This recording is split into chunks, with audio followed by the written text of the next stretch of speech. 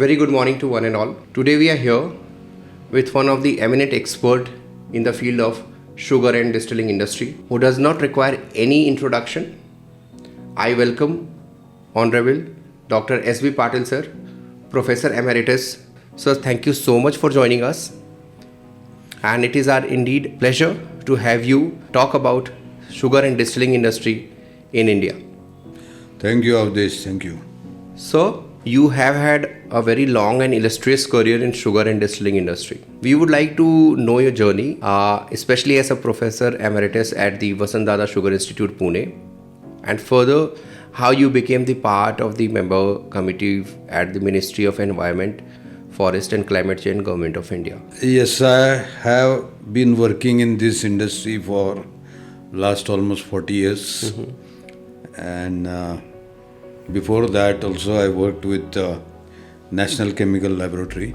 And I joined Vasant Sugar Institute in the year 1984. And in fact, I was instrumental in setting up the Department of Alcohol Technology at that time. I retired in 2022. Then I worked as Professor Emeritus for 2 years at VSI.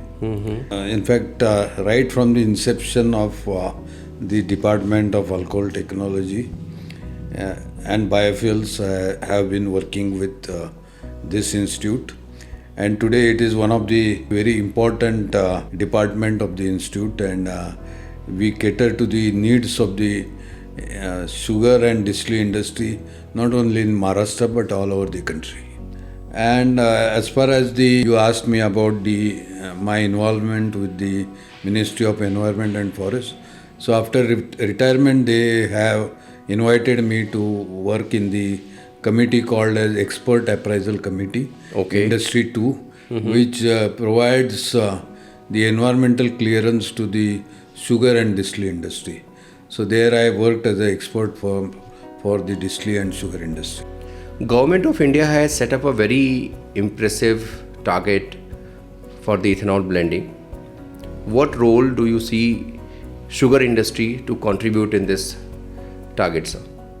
Yes, you are correct. The Government of India has set a very promising and ambitious target of going for 20% blending in petrol by 2025.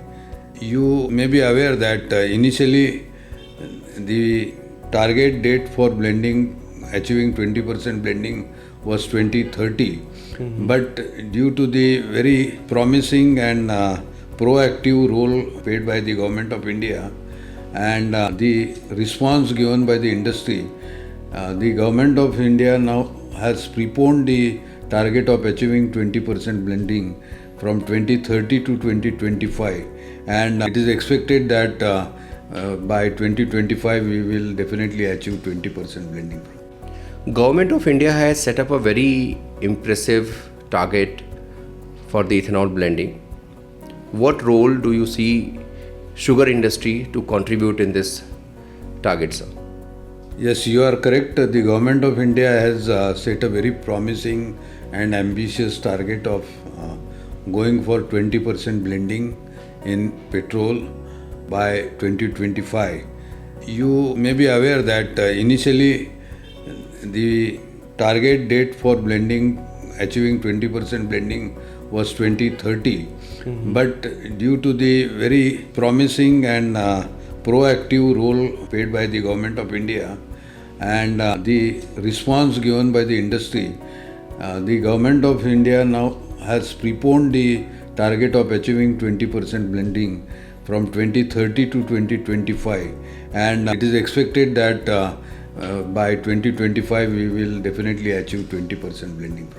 So, how do you see the sugar industry should maintain a balance between sugar production and ethanol production? As I told you, the Government of India has played a very proactive role in developing this ethanol blending program. And today only sugar is not a profitable proposal for the sugar industry. Right. So in fact today you have to have a distillery attached to your sugar mill, and that becomes a really viable kind of venture for the sugar industry. Of course, the balance between the sugar and the ethanol, it again depends on the availability of the sugar cane, and the government will always see that the domestic requirement of the sugar is fulfilled. In the last several years, we had a trend of surplus availability of the sugar and sugar cane, and because of this, the government has started this ambitious program, and whatever the surplus sugar which is available above the domestic requirement, that will be converted to ethanol. And today the sugar cane industry is growing. I think we will have surplus sugar cane in the coming years, and it will not be very difficult to provide sugar cane or the sugar which we have to divert for ethanol production and to achieve 20% blending. So, what are your suggestions and tips to sugar manufacturing and distilling? And distilling means molasses to ethanol fermentation and sugar syrup to ethanol fermentation. See, the technology is continuously developing. Right. So, if you had asked me about 25-30 years back, I would have told you that the fermentation efficiency could be around 86-87. But today we are achieving somewhere around 90-91. In grain we are even going for 93-94% efficiency. Right. So because of the technological developments, there is definitely improvement in the efficiency of the distillery industry. And today we have different kinds of feedstocks which are available for the distillery industry. And this includes the conventional C molasses also. But apart from this C molasses, we have the syrup which comes from the sugar cane, and this syrup can be directly converted into ethanol without producing sugar. Right. So for this again, initially we had some issues, but we have sorted out this issue, and today this technology is also quite well established, so that we are getting the maximum efficiency in the conversion of syrup into the ethanol. And similarly, we have the 𝐵 molasses available, which is again a good substrate, clean substrate for ethanol production, which again improves our efficiency. So if you ask me about efficiency, the efficiency is on rise for in the last several years. So coming to the tips for increasing efficiency, the first thing is that the quality of the feedstock. Right. And when we produce molasses, we have to be very careful about the quality which we produce. Particularly when we store the molasses, how do we store the molasses? Okay. So that there is no increase in the volatile acidity or the contaminants in the molasses. So that care has to be taken. In case of syrup, again we have to take the syrup from the sugar mill directly into the fermentation, because you may be knowing that syrup is a perishable kind of thing. Right. And it gets contaminated very easily. So we should take it from the sugar mill, cool it online, and then directly take it into fermentation. So these are the few important aspects as far as the raw material is concerned. And of course, during the fermentation, whatever parameters are involved, the temperature and the count of the yeast required, so all these parameters have to be properly controlled, so that your efficiency, you get the maximum efficiency. So you aptly mentioned that what are the precautions one has to take care at the farm level and as also at the unit. I would like to know from you, what is the role of enzyme, yeast, additives at the sugar production, and also ethanol fermentation from molasses and from sugarcane syrup both. So what role these enzymes and specialty chemicals plays? You are correct. I mean, yeast is the central or the most critical component of the fermentation. Right. And today we have very good active dry yeast which are available in the market, which are produced from a strain which has been developed for to withstand high alcohol concentration and high tolerance to the various inhibitory compounds which can be present in the feedstock. So yeast is the most important component of the fermentation system. All right. So apart from yeast, of course, the enzymes are required, particularly with grain, because we have to hydrolyze the starch, and we have to have at least two types of enzyme, that is the amylase and amyloglucosidase. Both these enzymes will help us to break down the starch into the monomer, that is glucose, which can be used by the yeast for fermentation. Apart from this, of course, there are other enzymes also which can be helpful in fermentation. For example, there are certain kind of formulations which contains protease enzymes. This protease, acidic protease, can help to control the contamination.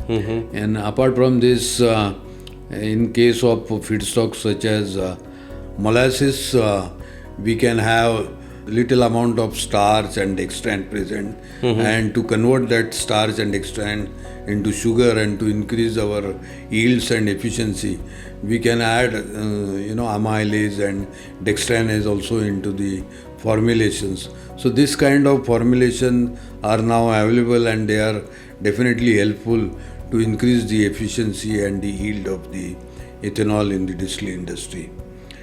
And of course, there are some other kind of products which can contain certain types of antibiotics, which will again help to control the contamination. Right. Particularly, we have many times the problem of lactobacillus growing into the fermentation. Right. So to control the lactobacillus, there are certain kinds of antibiotics which are available that can be helpful in the fermentation, of course, depending on the level of the contamination which is there in the fermentation system. So these products are have been used by the industry, and they are definitely helping the industry to achieve more yields and higher efficiency. So you mentioned about the specialty chemicals for the contamination control. So what is the role of contamination in fermentation? How it creates or make losses to the industry? And I am particularly interested that how we can measure and control them in order to save losses. Good question, Avdesh. Let me first tell you that the alcoholic fermentation, whether it can be molasses or syrup fermentation or grain fermentation, we have to carry out the alcoholic fermentation along with the contaminants. Okay. So contaminants will always be there. All right. It is not like the antibiotic production. In antibiotic production, we do a lot of sterilization and we get rid of all the contaminants right in the beginning. Yeah. Whereas in alcoholic fermentation, it is not economically viable to go for sterilization. True. So there will be always contaminants present, and these contaminants come from different sources. They can come from the feedstock raw material. Okay. They can come from the water which we use for dilution, or the air which we use for propagation of the yeast, or from the equipments. If the fermenters are not properly clean also, that can give rise to the contamination in the fermentation. And therefore we have to take care of this contamination. Right. So we have to use certain kinds of parameters and certain kinds of specialty chemicals to control this contamination and keep them at a suppressed level, so that we don't get the loss of alcohol. All right. These contaminants can convert sugar into undesired products. That is, it can convert it into lactic acid and the other volatile acids. True. And that can reduce your yields and efficiency.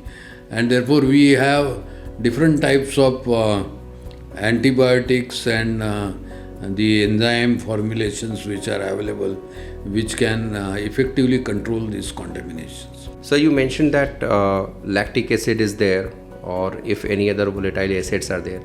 So how do we measure at the plant and keep it under a controlled level?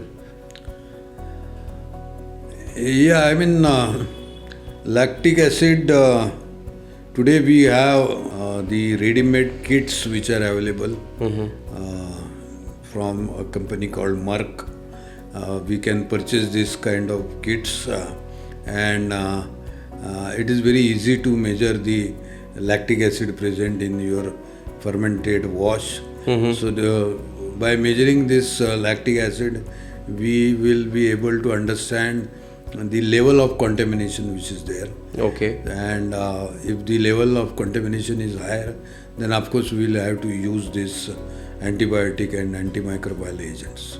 And for the other volatile acids, we have conventional methods of measuring the volatile acids, but today we have the gas chromatographies and the high performance liquid chromatographies which are available.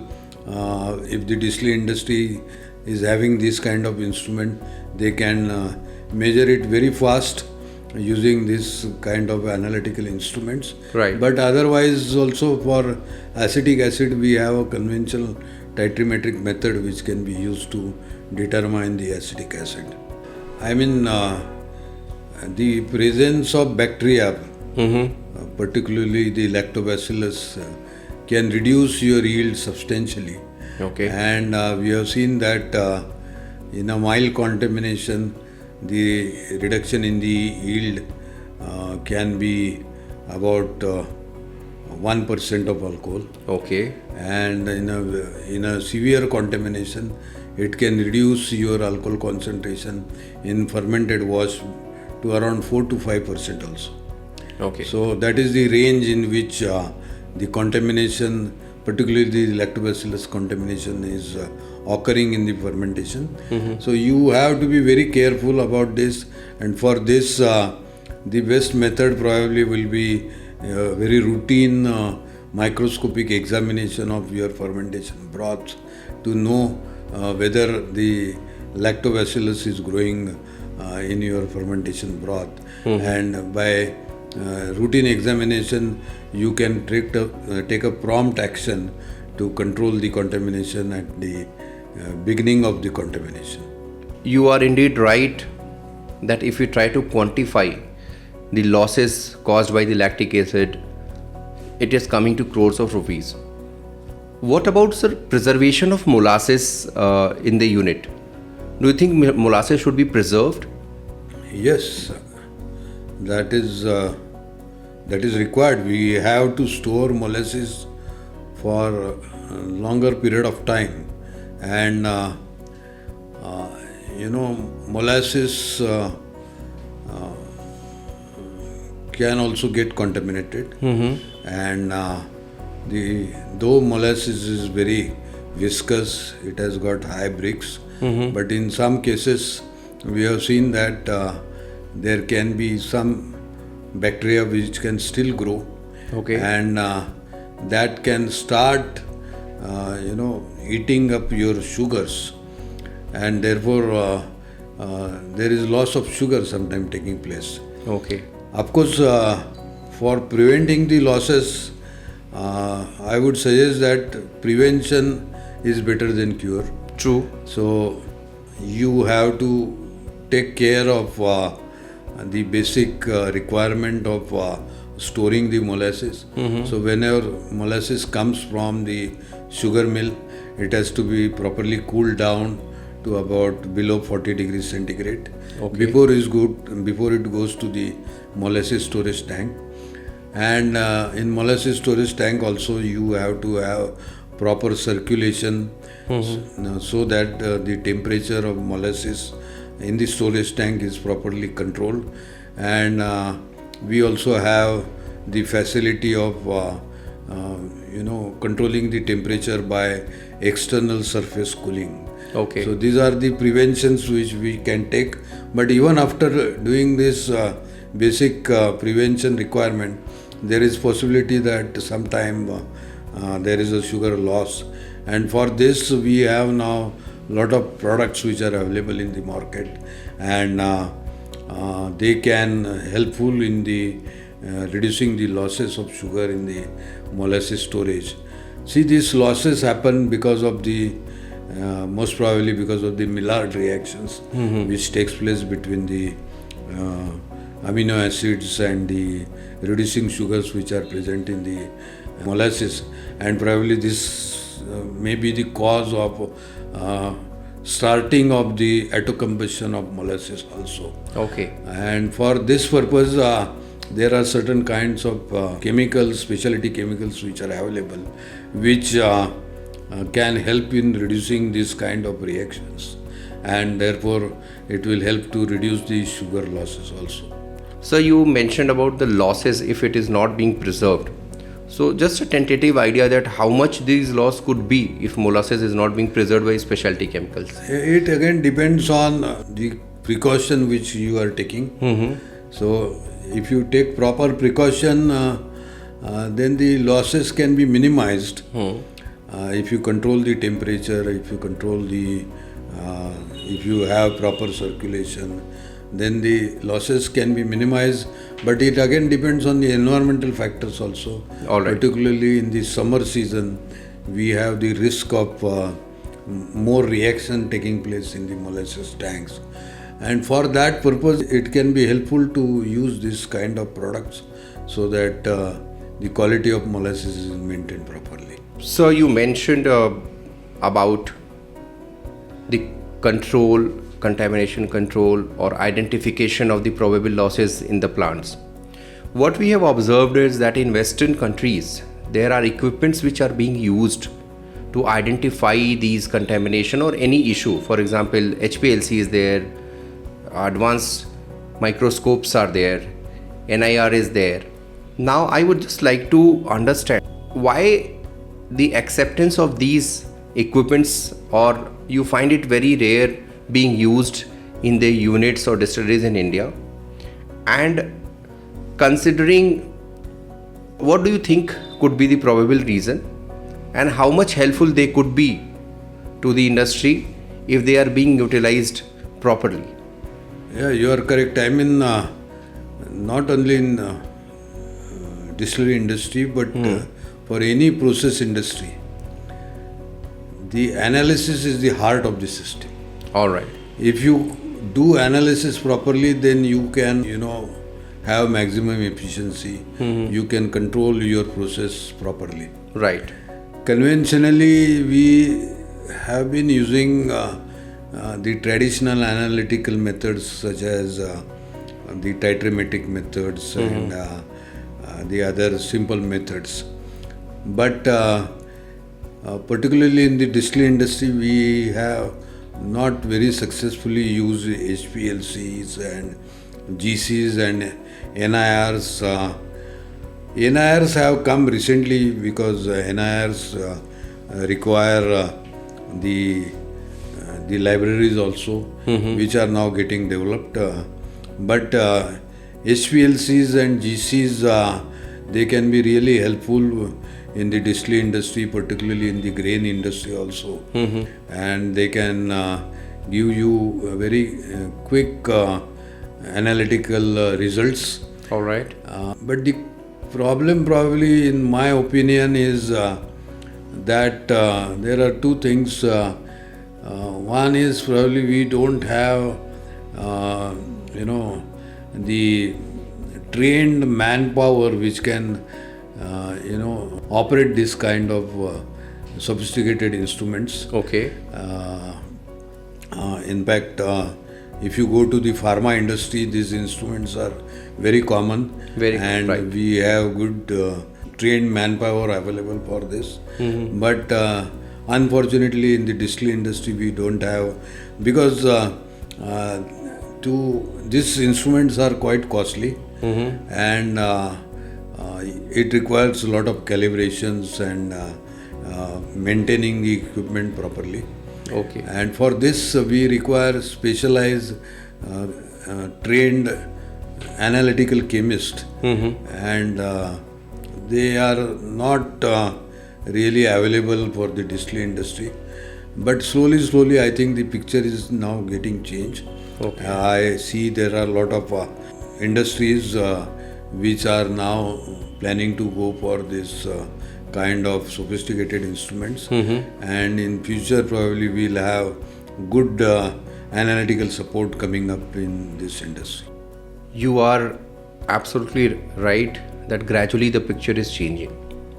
Now, moving from equipment, sir, what do you think the ethanol producers should choose the specialty chemical or the products? Or rather, shall I put it, how they shall choose the solution providers?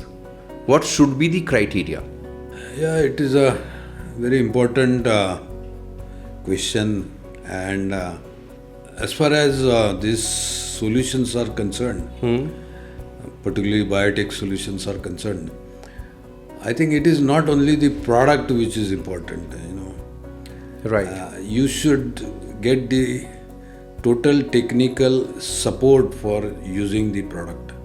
Right. So selling enzyme, I don't recommend that you take just enzyme from anybody who is there in the market. But you should see that the enzyme provider has got the technical expertise, and they are able to help you in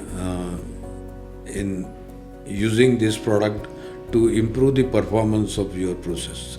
All right. So the biotech solution provider should have trained manpower with them, who can come to your plant, and they can help you to improve the performance by using their products. All right. At the same time, they should also have the advanced analytical support with them, facilities with them, so that in case of certain problems, they can take the samples from you, Right. get it analyzed in their labs, and then give you the proper suggestion. Because in every distillery industry, you may not be able to do all kind of analysis. Right. So for that purpose, if you have the biotech product technology providers, and if they have this kind of analytical facilities with them, they can help you by taking your sample in their labs and getting it analyzed, and then based on this analysis, they can help you in improving the performance of your process. Okay. So it is not only the product which is important, it is also the analytical and technical support which you probably will need in using this kind of products. Right. So you have very aptly summed up, sir, that it is not only about one product, it is the entire holistic solution which is being provided with a proper research and development support and the technical support by the team. Correct. So, you aptly said that not only a product but entire holistic solution one should look for. Now coming to it, it does entail a cost, and I would like to put it in a different way, that any distilling owner, what should they focus upon? The chance to maximize their revenue, that is to profit maximization, or the cost of this solution, which is hardly 1 or 2% of their entire raw material cost or the total cost. You are correct. I mean, you need to, for industry, it is very important to improve their productivity, Right. efficiency, yields. These are the three most important parameters which the industry would like to have. True. The maximum productivity, maximum efficiency, and maximum yield. And for this, of course, there are different kinds of products available. There are some products which can be cheaper also. So it is not advisable that you only go for cheap products, and because it is a kind of formulation which is available. But you must test it properly. All right. And find out whether it is really going to give you the desired results. Right. So it is not the cost which is important, it is the results which you must take into consideration. So there are certain kinds of products which may be slightly costlier, but that can give you better results. True. So you should have the cost analysis of using of this kind of products. Right. Just because somebody is giving the same product in a cheaper price, that doesn't mean that it will give you the best results. So you should always investigate this properly and then take the proper kind of product for your use. True, sir. So you are absolutely right that looking into a immediate or a short-term gain is not advisable, and one should look at a bigger picture in the longer run, how it is going to maximize their profitability. So you mentioned aptly about how to go and choose a correct, complete solution rather than the cheap product which is available, in order to maximize the profitability. And for any industry or entity, the profit maximization is indeed a very important aspect. Considering that, what are the byproducts which any plant owner should focus on so that it could help them generate additional revenue? And not only that, what role enzymes and specialty chemicals play there, which could assist them in generating these additional revenue? Yeah, you are correct. Today, for value addition and for improving the profitability of your distillery industry, the byproducts are very important, and there are number of byproducts which are now emerging. Today there is nothing waste. Right. The spent wash, for example, which was a waste kind of material few years back. Today spent wash has become very valuable kind of substrate to produce biogas. Right. We can produce the PDM, that is potash derived from molasses from this spent wash. Right. In the incineration technology, we have the incineration boiler ash, which again can be used as a source of potash. So there are a lot of byproducts. We have the carbon dioxide which is coming up, which is a greenhouse gas, and if we can capture this CO2 and use it, then it can improve the performance of a distillery. So demand of carbon dioxide is also increasing in our country. So byproducts are very important, and there are a number of new byproducts being developed by the industry. In grain distilleries, we have now the DDGS, which is also one of the very important revenue for the distillery industry. Right. And without DDGS, probably the distillery industry, grain distillery industry, it may not be viable also. So these byproducts are very important. That will improve the performance and the economic viability of the distillery industry. But again, to recover these byproducts, we require certain kinds of specialty chemicals, and they can be enzymes also, which will help us to improve our recovery of this byproduct and ultimately the profitability of the sugar industry. Okay. So enzymes and the emulsifiers are required for in these additional revenue generation products. Yeah. Right. So you were right about the byproducts utilization, and sustainability is the key in today's scenario. Sir, industry is facing a lot of challenges in utilizing these byproducts, especially for zero liquid discharges, for example, if I have to say, or even you mentioned biogas, so in compressed biogas. Any recommendation from your side to the challenges which industries is facing in this term? Yeah, your question is very good, and today sustainability is the most important aspect of the sugar industry. And the sugar industry is now transforming from a conventional sugar industry to what we call into a biorefinery in future. Right. And biorefinery is based on the concept of circular economy. True. So slowly we are transforming into a biorefinery. Today we are producing ethanol, in future producing sustainable aviation fuels. We can produce green hydrogen also in sugar and distillery industry. We can capture the carbon dioxide and again convert it into methanol or ammonia or even ethanol also. And so a lot of new technologies are coming in the distillery industry, and there is a challenge of achieving zero liquid discharge also. Of course, it depends on the kind of technology which you are using and the way you operate your plant. But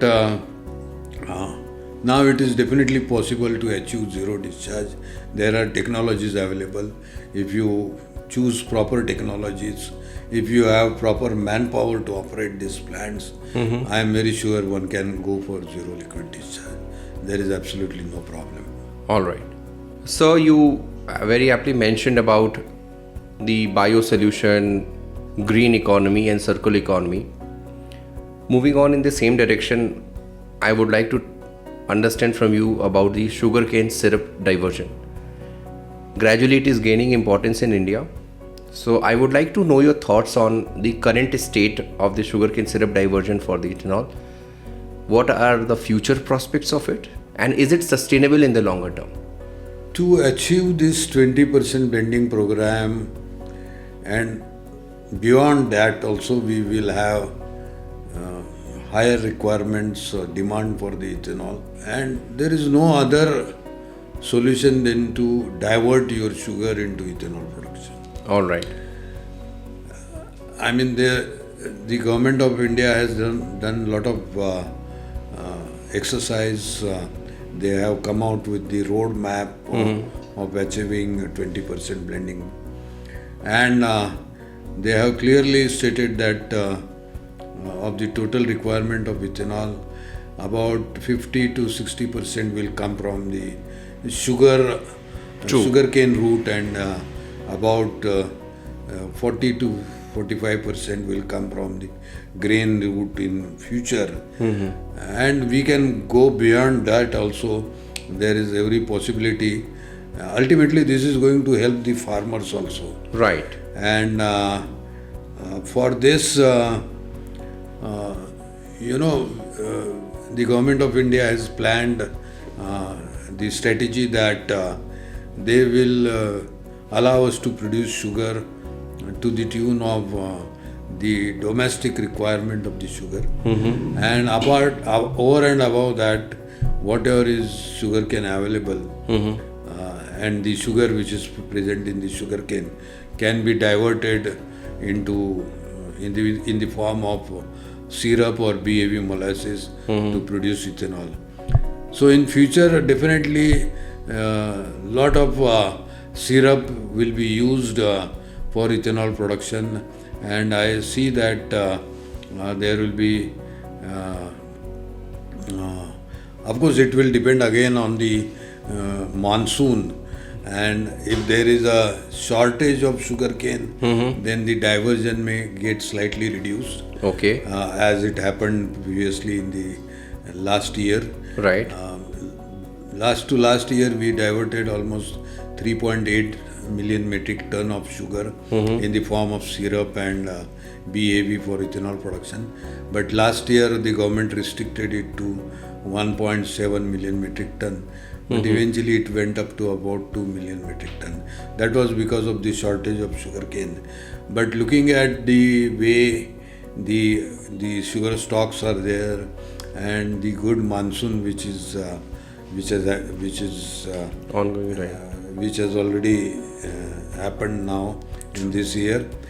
Probably next 2 years we will have bumper sugarcane crop and we will have good amount of diversion of syrup for ethanol production. So, you were right about the byproducts utilization, and sustainability is the key in today's scenario. Sir, industry is facing a lot of challenges in utilizing these byproducts, especially for zero liquid discharges, for example, if I have to say, or even you mentioned biogas, so in compressed biogas. Any recommendation from your side to the challenges which industry is facing in this term? Yeah, your question is very good, and today sustainability is the most important aspect of the sugar industry. And the sugar industry is now transforming from a conventional sugar industry to what we call into a biorefinery in future. Right. And biorefinery is based on the concept of circular economy. True. So slowly we are transforming into a biorefinery. Today we are producing ethanol, in future producing sustainable aviation fuels. We can produce green hydrogen also in sugar and distillery industry. We can capture the carbon dioxide and again convert it into methanol or ammonia or even ethanol also. And so a lot of new technologies are coming in the distillery industry, and there is a challenge of achieving zero liquid discharge also. Of course, it depends on the kind of technology which you are using and the way you operate your plant. But now it is definitely possible to achieve zero discharge. There are technologies available. If you choose proper technologies, if you have proper manpower to operate these plants, I am very sure one can go for zero liquid discharge. There is absolutely no problem. All right. So, for the owners who are venturing into the sugarcane syrup-based ethanol production, what critical aspects should they be very conscious about in order to achieve the optimized result? And what role do the technology or biotech solution providers play into this? Yeah, as I said previously, particularly for the entrepreneurs who are venturing into the sugarcane to ethanol production by the route of using syrup, the most important thing I have mentioned previously also is that the syrup is very perishable kind of thing. So you have to be very careful in taking the syrup. You have, as I said, you have to transfer it as fast as possible from your sugar to your distillery or your fermentation tanks and do online cooling system. But apart from this, being a very perishable kind of feedstock, it is very important that you add certain kinds of specialty chemicals or antibiotics or enzymes which can help you to reduce the contamination which can take place in the syrup. All right. So biotech solution providers, they have a lot of formulations available with them. They can be really helpful in using this syrup effectively for ethanol production. Moving on to the next question. What do you see as the biggest challenge for any ethanol producer in India today, be it from molasses or grain? Yeah, correct question. I mean, the biggest challenge today is the availability of the feedstock, availability of the raw material, Right. and at a price which is affordable for the industry. Because today you know that the ethanol prices are decided by the government of India, Right. but the raw material price, particularly grain price or the molasses price, is not controlled. So we have to have feedstocks which are available at the affordable price. So whether it is sugarcane syrup, molasses, grains, and if you look at the requirement of ethanol beyond the 20% blending program, we may not have sufficient raw materials available. So probably we will have to in future go for additional kind of feedstocks Okay. which can be grown in our country, such as sugar beet or sweet sorghum, which can be supplementary to the industry, or even cassava also. All right. So this kind of feedstocks, if they can be developed, depending on the geographical region of our country, depending on the climatic conditions, these crops can be grown and they can be very helpful to the distillery industry in future as supplementary feedstock, which can be made available at affordable price. So it can be a win-win situation for the farmers which are going to produce them, and as well as for the industry if they have at affordable price to produce ethanol at the price which is controlled by the government of India. It will be win-win situation for both of them. We have come to the last question, and me myself being a professional, but more than that a student, would like to understand from you your advice for the sugar and distilling industry, and then to the young professionals who are entering into this system, sir. For sugar and distillery, today it is an integrated kind of complex. Right. And because of this integration, we have good flexibility also. True. So if we have good price for ethanol, we can divert more sugar to produce ethanol. If in future probably if the sugar price goes up, we can produce more sugar also. So because of the integrated nature of this, particularly the distilleries which are attached with the sugar industry, we have this advantage. Of course, whenever you plan a distillery project in a sugar mill, attached to a sugar mill, you should be very careful about the capacity of the distillery industry which you are going to install.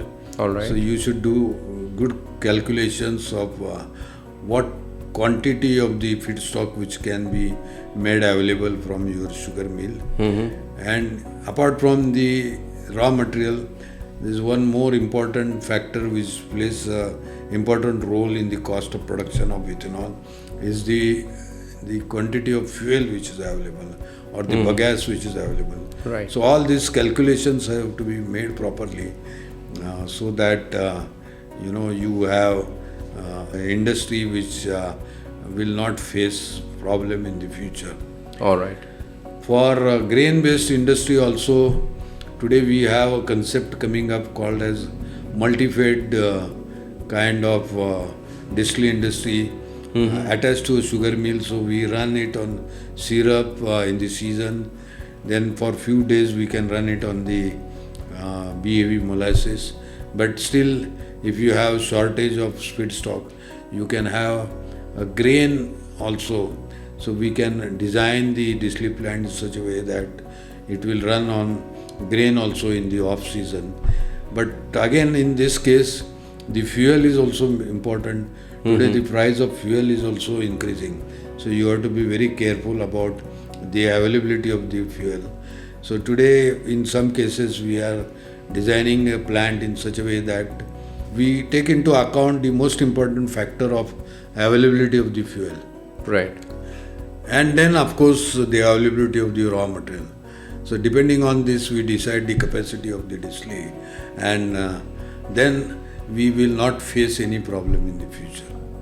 All right, sir. As you know, the industry is going very rapidly, and we require trained manpower to run the plant.